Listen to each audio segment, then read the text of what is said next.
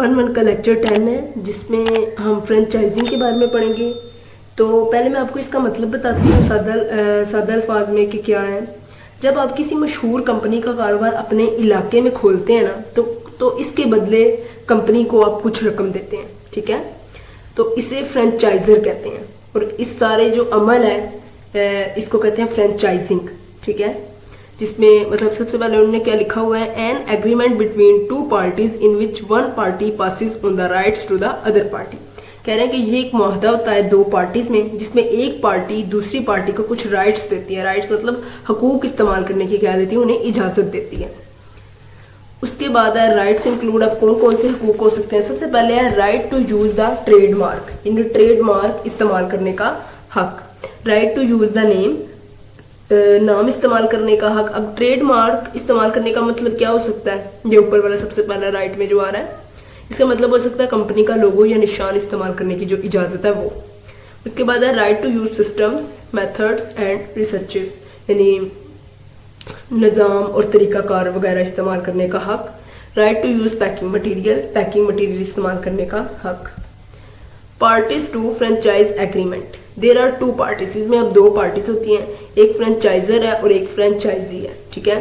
اب فرینچائزر کیا ہے اور فرینچائزی کیا ہے, ان دونوں کی میں آپ کو ڈیفینیشن پہلے خود بتاتی ہوں پھر یہاں سے پڑھتے ہیں.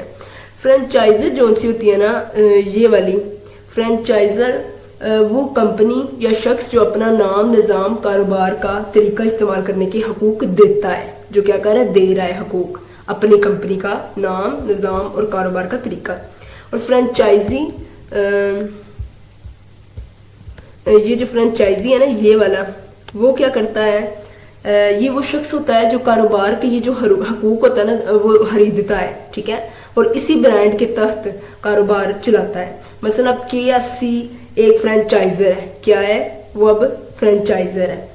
تو جو شخص اپنے شہر میں KFC کی برانچ کھولے گا نا اسے وہ فرینچائزی کہلائے گا, ٹھیک ہے, وہ کیا کہلائے گا, فرینچائزی. اب ہم یہ اس کی ڈیفینیشن پڑھتے ہیں. Franchiser is one who sells the right to franchisee, کہہ رہے ہیں کہ فرینچائزر کیا کرتے ہیں, اپنے حقوق فروخت کرتے ہیں کس کو, فرینچائزی کو. یہاں پہ انہوں نے ایڈوانٹیجز آف فرینچائزنگ بتائے ہوئے. سب سے پہلے انہوں نے کہا ہے کہ franchisor gets a huge amount of money from franchisee without doing anything. کہہ رہے ہیں کہ فرینچائزر کو کچھ کیے بغیر بڑی رقم ملتی ہے, ٹھیک ہے. کس سے وہ لیتے ہیں فرینچائزر, فرینچائزی سے. کیوں لیتے ہیں, کیونکہ وہ اپنا کاروبار کا نام, طریقہ, سب کچھ استعمال کرنے کا حقوق جو دیتے ہیں پھر وہ اس کے بدلے میں وہ کیا کہتے ہیں, تھوڑی رقم لیتے ہیں. Franchisee gets access up to big business, franchisee کو بڑے کاروبار تک رسائی ملتی ہے. اس کی وجہ یہ ہے کہ جو فرینچائزی تھے وہ ایک مشہور کاروبار کے تحت ہی اپنا آگے کاروبار چلاتا ہے, تو جس سے گاہک جو ان سے وہ آسانی سے مل جاتے ہیں. اس کے بعد ہے failure rate of franchise business is lower than any other business. کہہ رہے ہیں کہ فرینچائزر بزنس کا ناکامی کا تناسب عام کاروبار سے کم ہوتا ہے.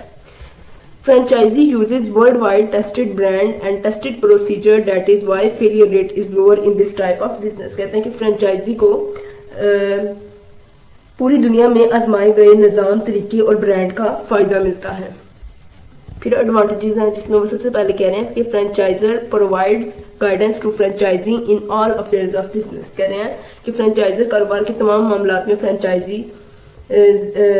فرینچائزر کی رہنمائی کرتا ہے. اس کے بعد چوز آف لوکیشن, جگہ کا انتخاب.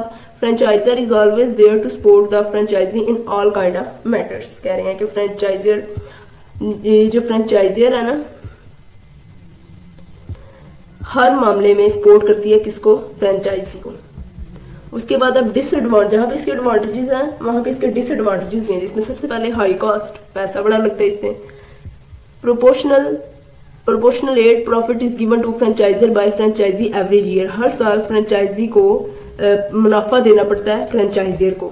There are too many restrictions from franchisor on the franchisee. Franchisee کون ہوتے ہیں, یہ وہ ہوتے ہیں جو کاروبار کے حقوق کو خریدتا ہے, ٹھیک ہے.